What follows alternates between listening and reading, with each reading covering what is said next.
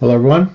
Welcome to 2D Board Gamers. My name is Dave, and today we're going to continue my deck crafting series for Marvel Champions. For each aspect, this one is for leadership, so you could take this deck and plug it into any hero, and it should work great for you. So this deck kind of revolves around what some people call the Voltron strategy. So Voltrons do have a bit of a weakness against certain villains that they like to kill allies and stuff, or kill your upgrades and stuff. Then Voltrons can suffer a little bit, but if you can get this going, it's a great deck. And I'll have as always, I'll have parts, using specific heroes, like some changes you can make. And there is a major change for a specific hero that I will get to when after we go through the deck. So this is all about Yondu being the main ally, but we'll have a few other allies to help defend and stuff. So the first one is Ant-Man. So Ant-Man, he costs 0. He's a 2 thwart, 2 attack, 0 hit points. Ant-Man gets +1 hit point for each PIM counter on him. And when Ant-Man enters play, place 1 PIM counter on him to a maximum of 4. For each resource, you overpay Ant-Man's cost. So when you play him, you get to put up to 4 resources, which is nice. All right, then we got Maria Hill, who she costs 2. 2 thwart, 1 attack, 2 hit points. After Maria Hill enters play, ready, each player draws a card. Now, there's also like a Maria recursion type deck. That's not what this specific deck does. If that's something people want to see, I can make another video with a Maria recursion. And basically, it's get Maria back over and over and over again. But she's still a nice, cheap ally who gets you a card draw. So she's got a place in this deck. Squirrel Girl. Squirrel Girl is nice. She costs 2, 1 thwart, 1 attack, 2 hit points. After Squirrel Girl enters play, deal 1 damage to each player. Or each enemy, sorry. So these 3 allies come in, do their special ability, and then they're designed to defend. Because you do not want to defend with Yondu, who is the main focus of this deck. So Yondu costs 4. He's got 2 thwart, 1 attack, 2 hit points. Yondu's attacks gain range. Range attacks ignore, retaliate. But you'll notice he does not have a star under the attack. So he takes no damage when he attacks. And that's going to be the big focus of this deck. And then part of this where this card comes into play. 3 copies of Get Ready, where you can ready an ally. So the idea is you want to activate Yondu over and over and over and over again. So I got a player side scheme, call for backup. Each player may search their deck and discard pile for an ally and put it into play. So if Yondu is like on the bottom of your deck, this is another way, a way to grab them. We got 3 copies of Command Team. They cost 2. They have 3 counters each. And you can exhaust Command Team and remove 1 counter to ready an ally. So again, more ways to ready Yondu. The Triskelion is here. If you do get a bunch of allies out, you can increase your limit to 4. Normally you can only have 3. Clarity of Purpose is a 1 cost upgrade. Attach a friendly character, max 1 per character.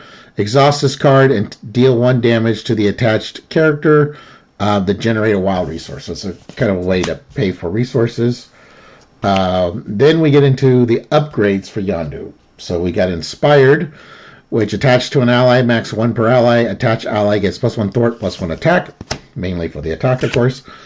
Laser Blaster, attached to a Guardian ally, which Yondu is, max 1 per ally. Attached ally gets +1 attack, and its attacks gain overkill. Mission Leader is reduce the cost of the play Mission Leader by 1 if your identity has the soldier type, the trait. It costs 2 normally, but after a side scheme is defeated, exhaust mission leader, and each player draws a card. So this is just good for the team. The next card is Reinforced Suit. Attached to an ally, max 1 per ally. Attached ally gets plus 2 hit points. Then we got the 3 double resources. We got Crew Quarters. Exhaust Crew Quarters, heal 1 damage from an alter ego. Got the Helicarrier. Choose a player, reduce the resource cost of the next card that player plays by 1. Got the Sidearm. Attached ally gets plus 1 attack, and its attacks gain range. Downtime gets plus 2 recovery. And Endurance, which gives you plus 3 hit points. Okay, so now for some custom tweaks. So one thing, if your hero is an Avenger, add these 3 cards. So yes, it makes it a 43 card deck, but Yondu is way more powerful here. So Power Gloves is attached to an Avenger ally, max 1 per ally. After attached ally attacks or thwarts, deal 1 damage to an enemy. Sky Cycle, attached to an Avenger ally, max 1 per ally. Attached ally gains aerial. You can exhaust the Sky Cycle to ready the ally. But in order to put those on Yondu, you would need this Honorary Avenger. You play only if your identity has the Avenger trait. Attached to a friendly character, attached character gets plus 1 hit point and gains the Avenger trait. Also, if you are playing as an Avenger, if you're willing to make your deck even a little bigger, so that's minimum would be 43. This would be the 44th card. Quinn Carrier costs 3. It could exhaust Quinn Carrier, generate a wild resource. And while you're at it, you could add Stinger, which is plus cost 1, 1, 1, 2 hit points. Play only if your identity has the Avenger trait.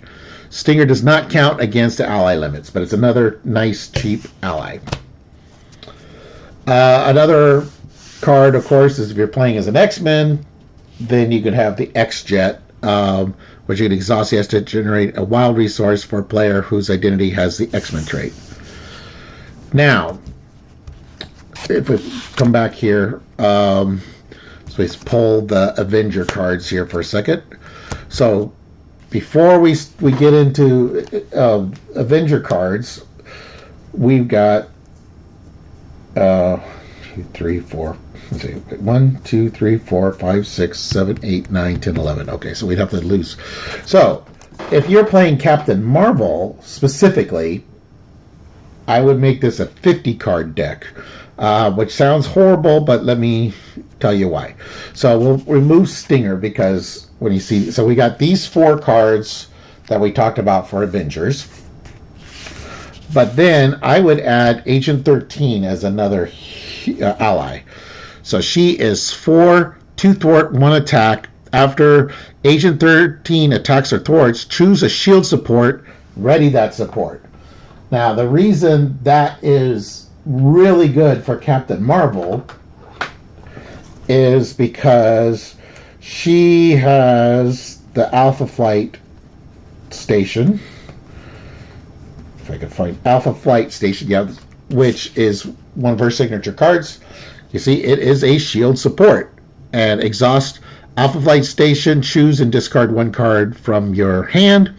Draw 1 card, draw 2 cards if you're in Carol Danvers. So with that in mind, Agent 13 is kind of like a little mini Voltron. And her main thing will be thwarting. So Yondu will attack, but Agent 13 can work on thwarting.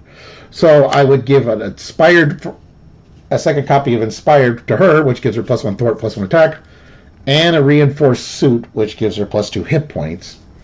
Then you got to figure out ways to keep her alive, because the command team will ready her, but she'll take consequential damage. So then I threw in some first aids. Now this can be replaced with Inspiring Presence if you'd rather, but I usually put in first aid. But Inspiring Presence is another option that you can do, which is heal 1 damage from an ally and ready it. So that's another option as well. So Agent 13, you kind of keep the thwart under control while you're building up Yondu, and then you can go for massive damage with Yondu to kill the villain. And that is my leadership deck idea for plugging into any hero. But like I said, then with the specifics for Captain Marvel and Avengers. All right, well, I hope you liked this video. Thank you for watching. Please like and subscribe.